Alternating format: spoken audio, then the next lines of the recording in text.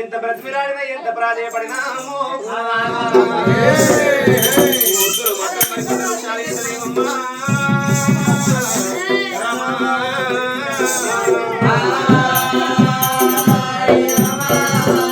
భగవంతుడు వల్ల నాగరమైన కోపానికి వచ్చినటి దివస సమయంలో కన్నె కొమ్మల పుట్ట గాజాల మరికాడ కాశగంట చెట్టు ఒక పడ్డది.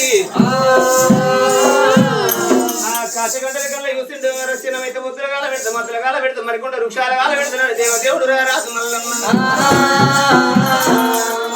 కొమ్మను 3,000 పక్షులు ఉన్నాయి, మండల వేలాది పక్షులు ఉన్నాయి. అయ్యా ఓ పక్షులారా, ఏమిరా పక్షులు పశువులారా, ఏమిరా పక్షులు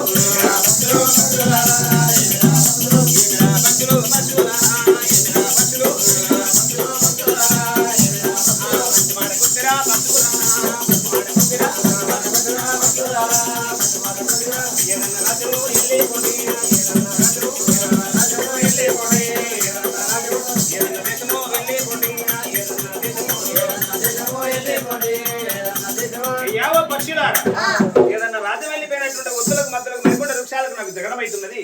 ఆ పోతే నా ప్రాణం పోయి ఎత్తులో లేకపోతే వద్దుల ప్రాణం పోయి ఏదన్నా రాజ్యం ఏదన్నా దేశం వెళ్ళిపోండి అయ్యా.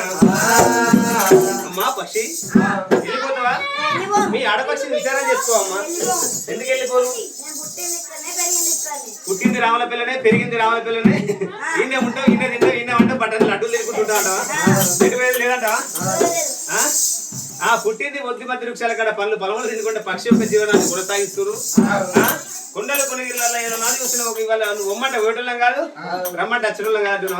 పోతే వద్దులతోడు పోతే ఉంటేనే వద్దులతోడు ఉంటావు, లేకపోతే లేదా? అంతేనా? అబ్బా ఇంటికోండి ప్లీజ్ అయ్యి.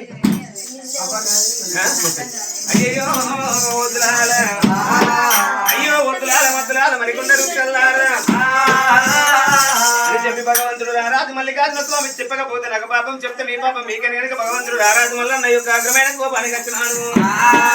దేవుడు గడగడా కదా కథ విన్నాడా